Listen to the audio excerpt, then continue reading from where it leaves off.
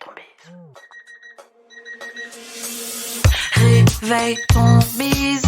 Tin, tin, tin. Réveille ton bise. Hello et bienvenue sur le podcast Réveille ton bise. Je suis Justine, mentor podcast et business. J'aide les entrepreneurs à développer un business qui leur ressemble grâce au Human Design et sans prospection grâce au podcast. Tous les lundis à 6h, je me mets au défi de vous partager des conseils et de l'inspiration pour vous réveiller, vous et votre business. Est-ce que vous êtes prêts à attaquer cette nouvelle semaine à fond ? Moi, je le suis. C'est parti, bonne écoute. Salut Sarah. Hello Justine. Comment tu vas ? Mais écoute, en forme, genre hyper ravie d'être là. Mais c'est moi qui suis encore plus ravie que toi d'être avec toi aujourd'hui, c'est sûr. Je t'attendais avec impatience, donc bienvenue sur le podcast et merci d'avoir accepté mon invitation. Mais avec grand plaisir. Sans plus attendre, est-ce que tu peux te présenter, s'il te plaît ? Parce que possiblement que les auditeurs, auditrices te connaissent, mais peut-être pas tout le monde. Donc, je te laisse la parole. Merci. Alors, pour faire simple, moi, je m'appelle Sarah Gendreau, je suis photographe basée en Suisse, mais je précise, je me déplace. Je suis spécialisée dans tout ce qui est photo, portrait et personal branding pour aider les gens à prendre confiance en eux et à rayonner grâce à la photo. Waouh! C'est exactement le sujet de l'épisode du jour, puisque nous allons parler d'images, de photos, d'acceptation de soi et du coup de business. Donc, je crois que c'est tes thématiques préférées et ça fait aussi partie de mes thématiques que j'adore également. J'ai une toute première question pour toi. Déjà, on va aller dans le vif du sujet. Selon toi, quels sont les types de photos que l'on peut faire pour mettre en avant son entreprise, son image et travailler son personal branding ? Vaste question. Mhm. Ça, c'est un peu, je vais te faire la réponse un peu bateau. Ça dépend. Ça dépend de ce que tu veux mettre en avant dans ton business, ça dépend de ta personnalité. Chaque business est vraiment différent et on ne va pas mettre les mêmes choses en avant. Alors après, il y a les classiques portraits, genre sur fond de couleur ou le classique derrière son ordinateur avec une tasse de café. Mais c'est vrai que moi, en général, je cherche à aller plus loin, où j'entre vraiment dans l'univers de la personne, où on fait des photos qui sont un peu plus fun et un peu moins corporate de ce qu'on a l'habitude de voir. Exactement. C'était du coup ma deuxième question qui était, faut-il avoir forcément des photos corporate type, tu sais, le genre de photos qu'on peut retrouver en profil LinkedIn, tu sais, le truc fond un peu gris, photo, un petit costume, le petit tailleur qui va bien, le sourire mais pas trop, plutôt le sourire dans le regard, tu vois, mais pas trop non plus. Est-ce que c'est genre obligatoire ? Alors absolument pas, et moi je Ok. suis à l'inverse de ça. Moi, si tu me dis: «Ah, j'ai besoin de photos corpo», je vais clairement me dire: «Écoute, je suis pas la bonne photographe, genre, il y en a d'autres qui font ça mieux que Mhm. moi». Moi, je m'adresse vraiment aux business qui veulent du fun, qui veulent de l'enthousiasme, des sourires, moi, je suis du genre à poser, avec un pyjama bisounours, donc tu vois? Photo corpo, c'est pas mon truc. Donc non, ce n'est absolument pas obligatoire, bien au Ok. contraire. Ok, parfait.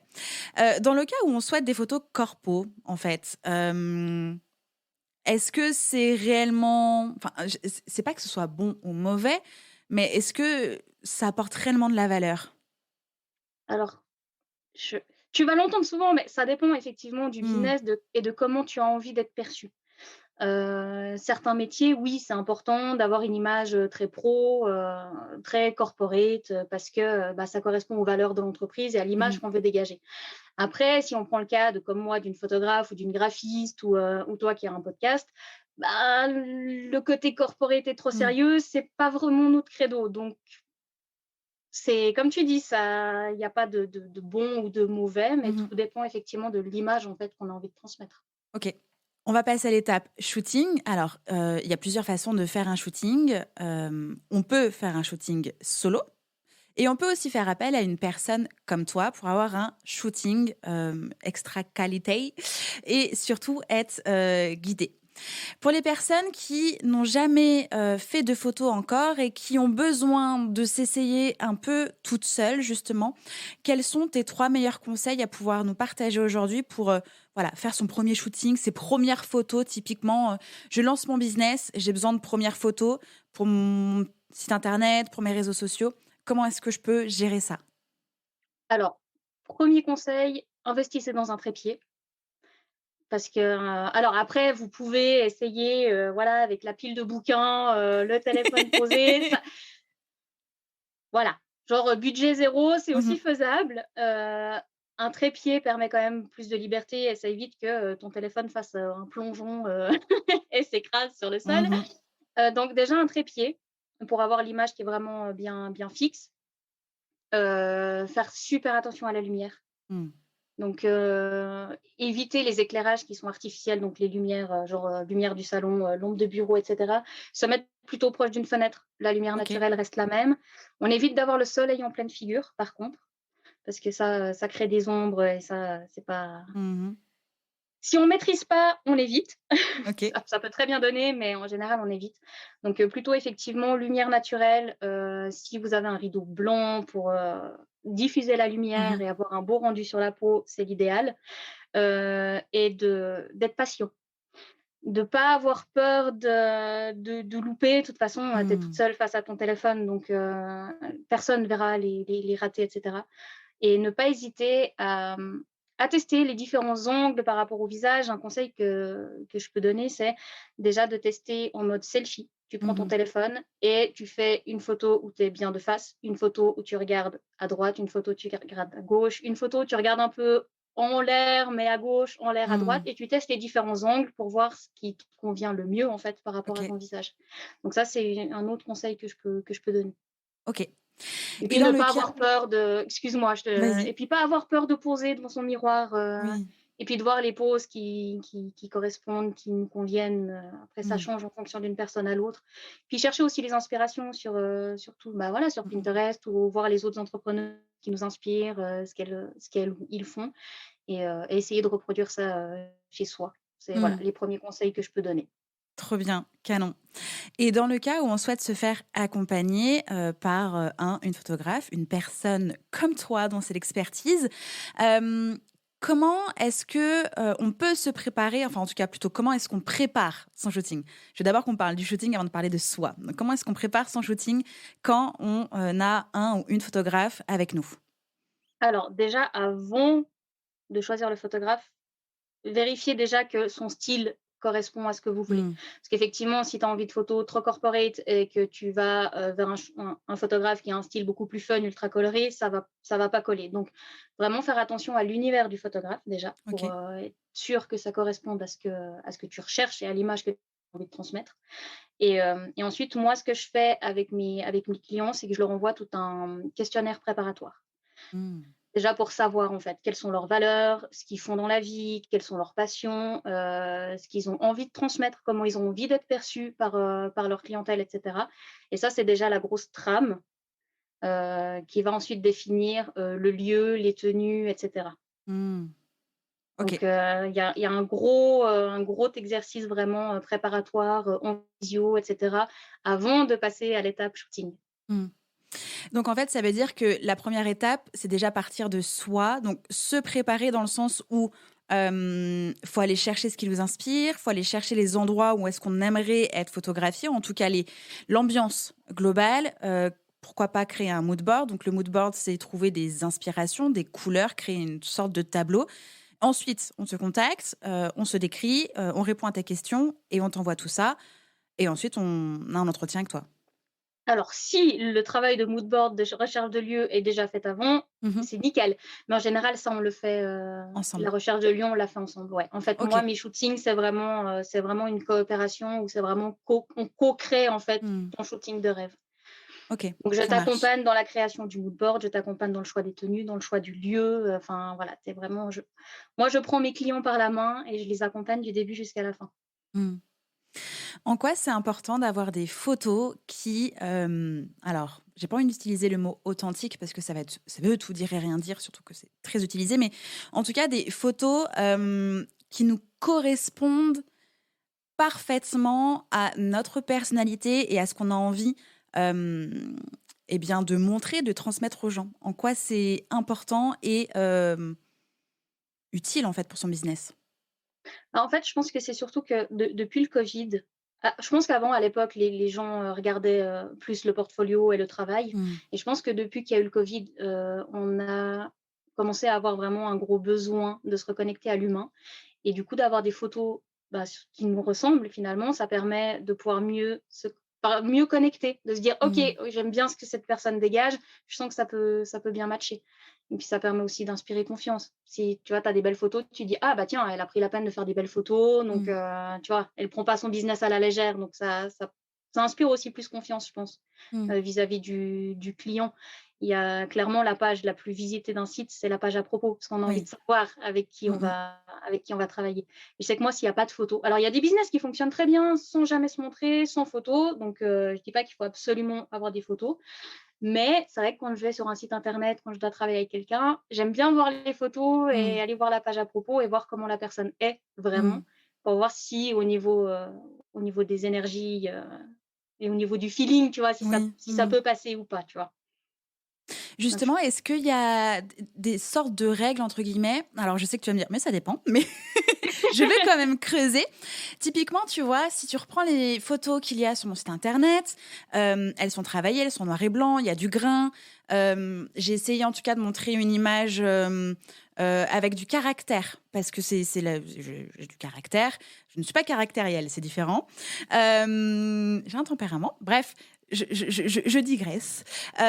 Est-ce qu'il y a des règles justement parce qu'il y a la team des photos coworking, tasse de thé, le MacBook, assez lissé, lumineux et par exemple, bah, moi, j'ai fait en sorte que mes photos de site internet soient uniquement en noir et blanc. Oui, il y a que du noir et blanc. Est-ce que c'est grave, pas grave? Est-ce qu'on peut tout s'autoriser? Est-ce qu'il y a quand même certains codes à respecter?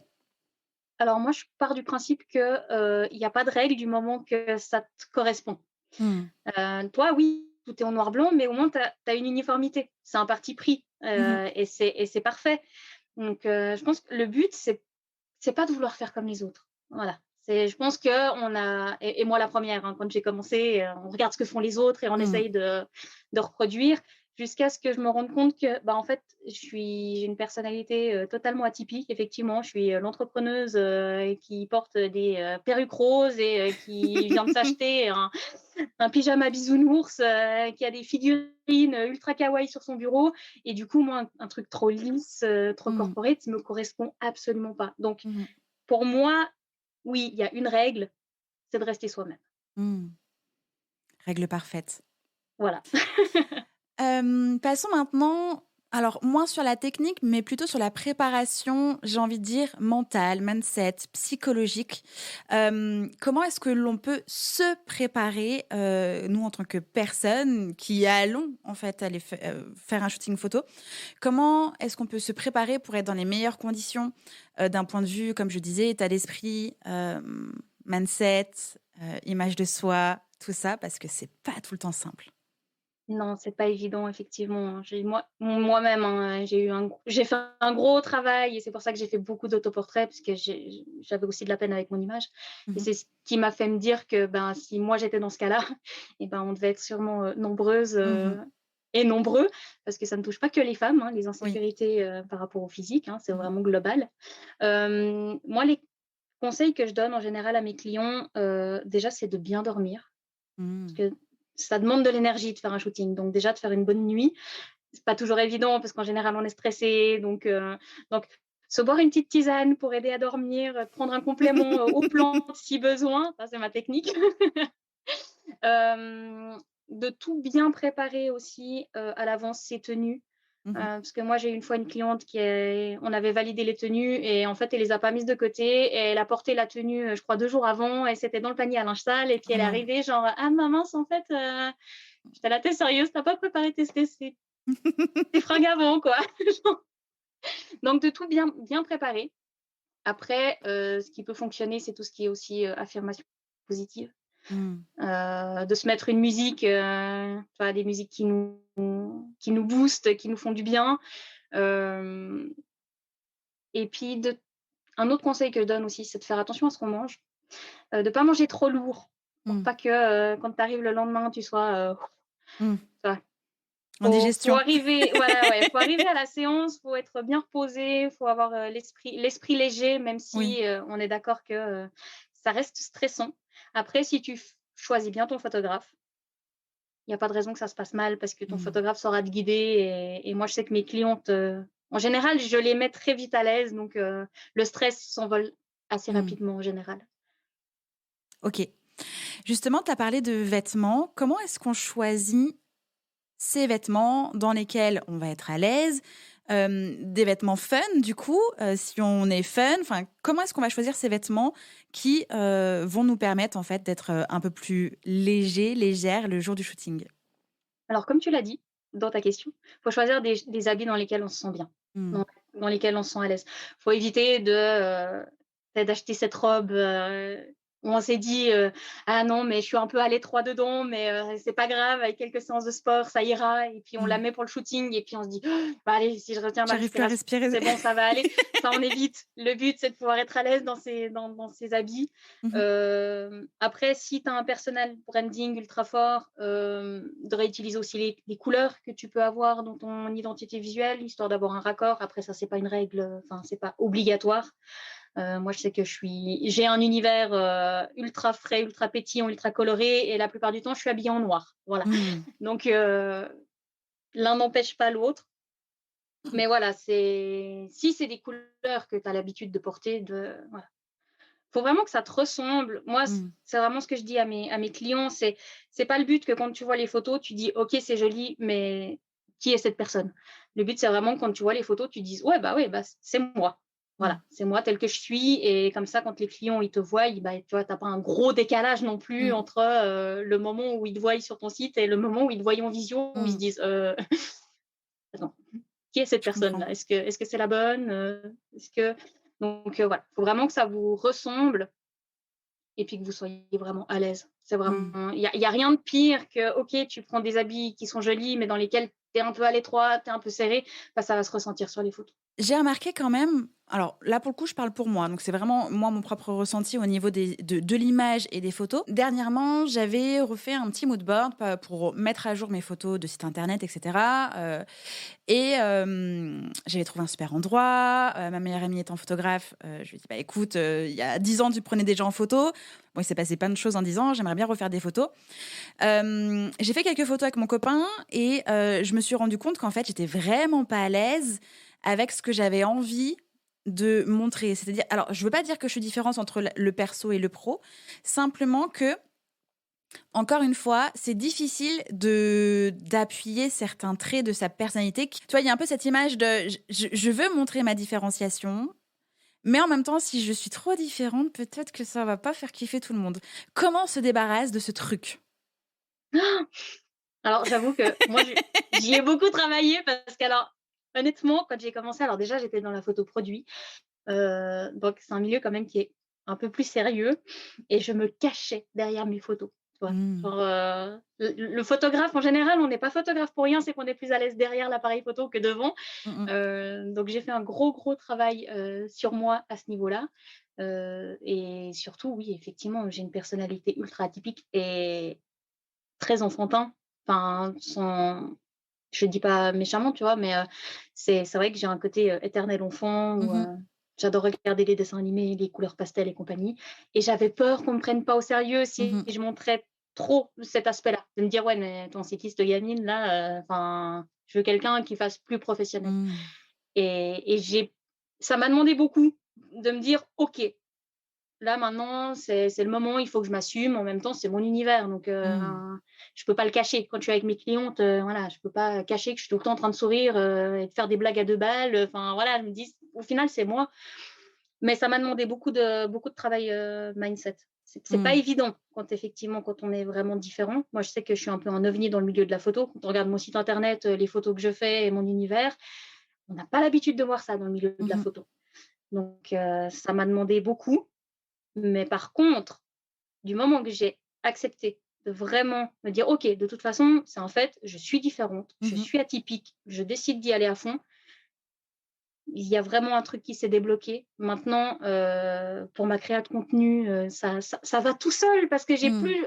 j'ai plus besoin de me forcer à jouer un rôle, de me dire: «OK, comment je veux être perçue?» Enfin, tu vois, de faire la gymnastique en te disant, «Ah mais je veux pas dire ça comme ça, donc comment je pourrais le dire pour Mmh. que ça passe?» Mais enfin, au bout d'un moment, j'ai dit: «Bon, allez tous vous faire voir. Je suis qui je suis. Si ça vous plaît, tant mieux. Si ça vous plaît pas, bah, ma foi, tant pis. C'est juste que je suis pas la bonne photographe pour vous». Et Exactement. depuis, ça va beaucoup mieux et je sais que Mmh. dans ma communication, c'est beaucoup plus fluide. Maintenant, mon Mmh. univers, je l'assume à fond et les retours sont ultra positifs. C'est genre: «Ah, Mais ça fait du bien, c'est rafraîchissant, c'est ah, ça change», mais c'est vrai que ça demande du courage d'oser. Ça, mmh. je vais pas dire le contraire. Alors, c'est pas que oser, je pense qu'il y a aussi le fait, en tout cas la possibilité de, réussir à se détacher, en fait, du regard des autres et de ce que les autres pensent. Parce que, on choisit de s'exposer, on choisit d'être, de donner cette image, en tout cas cette facette de nous-mêmes, de notre personnalité pour, séduire, convaincre, se différencier et en même temps, on sait pertinemment qu'il y a des personnes qui vont juste pas du tout kiffer et on sait qu'on ne peut pas plaire à tout le monde et on ne veut même pas plaire à tout le monde, mais il y a quand même ce truc, tu sais, cette petite voix là, un peu derrière la tête qui fait un peu comme ça, qui te dit: «Oui, mais bon, c'est sûr que, là, tu pourrais ne pas plaire à ce type de personne et du coup, tu vas te sentir nanana» et tu as ce truc un peu qui mouline et qui t'empêche, en fait, d'avoir des photos qui déchirent, d'avoir une personnalité, enfin, de montrer ta personnalité au reste du monde et tu vas te mettre dans une espèce de petite case de: «Bon, bah, si tout le monde fait des photos lumineuses, au bout d'un bureau avec sa tasse et son MacBook, bon, bah, peut-être que vaut mieux que je reste là-dedans», tu vois? Ouais, ouais, ouais. Oui, je vois bien. Je l'ai aussi encore de temps en temps, cette petite voix là, là, je viens de sortir mes nouvelles offres, crois-moi que la petite voix, elle était là: «Ouais, mais les autres photographes, ils font pas comme ci et puis, Mmh. c'est pas l'image qu'ils transmettent» et puis, et j'ai décidé d'essayer de la faire taire. En tout cas, je la laisse parler, mais j'ai décidé de pas l'écouter. Mmh. Mais des fois, Tu elle insiste quand même, hein, Non, mais c'est dur, hein. ouais, ouais, c'est hyper compliqué. Moi, c'est pareil, hein. Mmh. Il y a même des fois, l'autre jour, j'ai fait une story avec mon pyjama bisounours, je peux te dire, j'étais là: «Ouais, mais est-ce que je le fais vraiment? Est-ce que je le fais pas? Heu, ouais, mais bon, quand même, j'ai 34 ans, si je me balade à faire des Mmh. stories en pyjama bisounours, est-ce que ça va plaire ou pas?»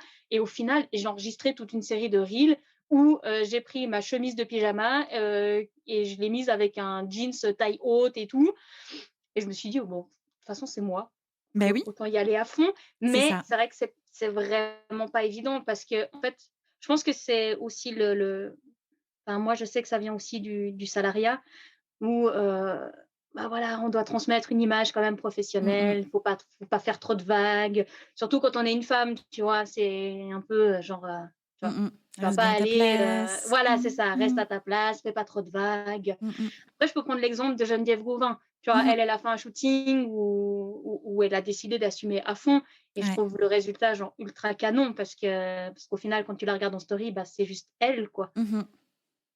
Totalement. Dans le cas où on a du mal, avec sa propre image, avec son apparence, et que déjà de base, on n'aime pas se voir en photo, ni même se faire photographier, comment est-ce qu'on peut s'en sortir?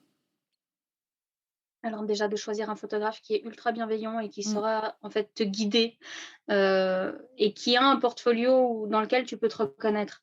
Mmh Je mh. sais que moi quand je me suis lancée, quand j'ai fait mes interviews de clientes idéales, bah, à la base je voulais m'adresser qu'aux femmes. Maintenant j'ai décidé d'avoir des shootings inclusifs, mais quand j'ai fait mes interviews, je m'adressais qu'aux femmes.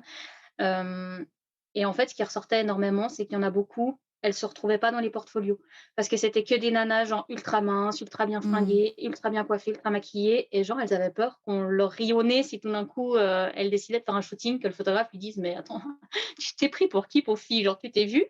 Et j'étais là: «Mais enfin quelle violence!» Mmh. Enfin Ouais, ouais. et souvent dans ce milieu-là aussi, ce que j'ai pu remarquer, c'est que c'est énormément un milieu d'hommes.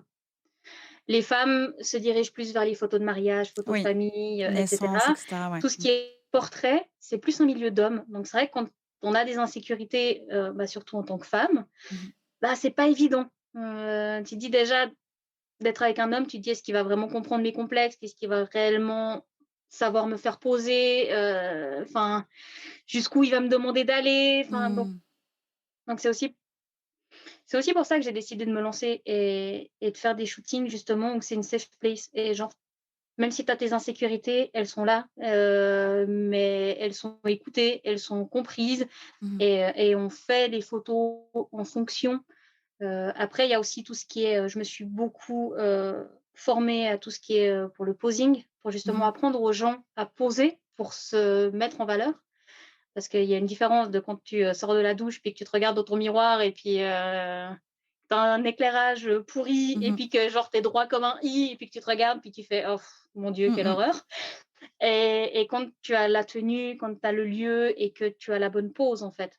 Donc moi, je pars du principe que tout le monde peut être photogénique, Mmh. voilà. Il y a une phrase que j'aime beaucoup, et que je répète régulièrement à mes clientes, c'est: «Ce n'est pas toi qui n'es pas photogénique, c'est ton entourage qui n'est pas photographe». Oh, mais c'est parfait. Voilà. Mais oui, je pense qu'un un aspect ultra important, c'est effectivement de choisir un photographe qui a l'habitude de faire poser aussi tout type de corps. Parce qu'effectivement, tu fais pas poser, une nana qui fait du 34 qu'une nana qui fait du 54. Mmh. Donc aussi d'avoir ouais, de choisir un photographe où tu sens que oui, que le photographe a l'habitude et que c'est une safe place et qu'il saura te guider et t'accompagner et que si tu craques pendant le shooting, il va pas te rironner en disant: «Eh, c'est Mmh. bon, on OK. y reva on y retourne, quoi». Mmh. Ouais, ouais, Je OK, pense que ça parfait. je pense que le choix du photographe est quand même, Ça ultra fait, ouais, important. beaucoup de choses. Ça fait OK, beaucoup, ouais. OK. Tu l'as dit au tout début de l'épisode, il y a certaines personnes qui ne souhaitent pas du tout se montrer, dans leur communication, sur leur site, bref, en ce qui concerne leur business. Ça ne veut pas dire que le business va s'effondrer, que ça va pas fonctionner, mais du coup, quelles pourraient être les alternatives, aux personnes qui nous écoutent aujourd'hui, qui en fait n'ont pas envie de se montrer? Qu'est-ce qu'il est possible de faire? Alors déjà, bah, tout ce qui est identité visuelle, d'avoir une identité Mmh. visuelle vraiment forte et puis après il y a tout ce qui est banque d'images, Mmh. libre de droit ou payante. Mais ça aussi, ça permet d'avoir des photos d'illustration, Ouais. sans avoir à se montrer. Donc ça, c'est Mmh. c'est c'est une alternative aussi à ça. Mmh. Ouais, c'est ça, on peut très bien, par exemple, commander sa propre illustration, d'avoir une création d'un personnage qui nous ressemble ou en tout cas qui serait, en fait, l'espèce de mascotte avatar de notre entreprise et de notre image. Ouais, ouais, ouais. Il y en a qui font appel, j'ai une copine artiste justement qui fait des avatars. Ça, c'est un de mes projets. J'adorerais avoir un petit C'est avatar trop pour mettre en chouette ça. avant, mais donc ça c'est un de mes objectifs, donc faut que je mette de l'argent de côté pour ça. Mais oui, ça, c'est une bonne alternative et il y en a de plus en plus qui font ça, d'avoir une mascotte ou un avatar, Mmh. pour mettre en avant ses services, sans avoir à se montrer soi-même. Mmh. OK. On s'est dit plein, plein de choses durant cet épisode. Moi, je me suis régalée, mais quand même, une petite dernière question pour toi, surtout. Est-ce qu'il y a une question que je ne t'ai pas posée, que tu aimerais que je te pose? Non, je crois qu'on a déjà abordé, le enfin, on a abordé beaucoup de choses déjà. Mmh. Et je pense que tes questions étaient pertinentes. Je pense qu'on a déjà fait le tour du sujet. Après, s'il y a juste un truc que je peux rajouter, c'est juste de rester naturel et puis d'accepter d'être différent et Mmh. d'essayer de faire de cette différence une force, quoi. Mmh. Totalement.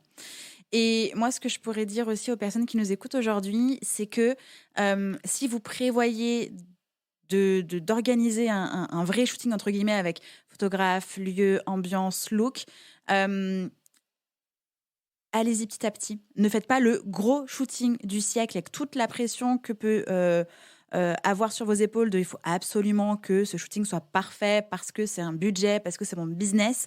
Hem, Comme tu le disais en début d'épisode, on s'entraîne devant un miroir, on enfin, on se fait des selfies, on choisit des tenues, on essaye de voir quelle est la position, dans laquelle on est le plus à l'aise et dans laquelle peut se trouver le plus, beau et belle. Ne passez pas de «je n'ai jamais fait de photo» à «j'organise un super shooting» parce qu'en fait, le gap peut être hyper compliqué à passer. Entraînez-vous et ayez confiance petit à petit, je pense. Oui, je pense que c'est un très bon conseil et c'est effectivement, il y a certaines clientes qui m'ont eu contactée, plus pour des shootings effectivement personal branding, mais qui n'avaient pas encore une identité visuelle ou un personal branding vraiment bien marqué, bien défini, et où elles n'étaient pas encore sûres de leurs offres, etc. Et du coup, oui, dépenser 2 400 € pour un shooting, alors que si ça se trouve, dans 6 mois, tu vas devoir tout refaire, c'est effectivement pas ultra, ultra pertinent. Donc, je pense que oui, c'est un très bon conseil de commencer petit. Et effectivement, un bon selfie vaut déjà mieux que pas de photo ou qu'une photo, genre Où on mal n'est pas faite. bien, quoi. Ouais, c'est ça. Ouais, voilà, ouais. Je recommande à toutes les personnes qui ont pris le temps de nous écouter aujourd'hui, d'aller voir ce que tu fais, de se rendre sur ton nouveau site tout frais, pimpant, et surtout de te contacter parce que tu es une super personne, tu es hyper bienveillante. J'ai passé un agréable moment avec toi et je suis certaine que pour toutes les personnes qui nous ont écoutés et qui n'osent pas avoir des nouvelles photos ou de faire leur première photo, faut qu'elles viennent vers toi. Bah, merci, mais oui, avec plaisir. Tous tes liens seront en description de l'épisode de toute manière. Et puis, merci beaucoup, Sarah. Tu reviens quand tu veux. Mais merci à toi et puis, bah, à très vite. À très bientôt. Bye bye. J'espère que cet épisode vous a plu. N'hésitez pas à partager le podcast à une personne qui veut aussi se réveiller avec vous. Retrouvez l'ensemble des informations et des liens en description de l'épisode ainsi que sur le site internet www.justinarma.com. Si vous avez des idées, des suggestions ou si vous avez juste aimé cet épisode et que vous voulez me le dire, direction Apple Podcast pour laisser un commentaire et des petites étoiles. Vous pouvez aussi me laisser des petits mots sur Instagram au nom de Justine-Arma avec 2 A ou par mail à l'adresse hello@justinarma.com.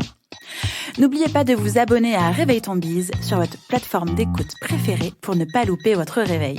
On se retrouve lundi prochain, 6h, pour un nouvel épisode. Bonne semaine. Ciao!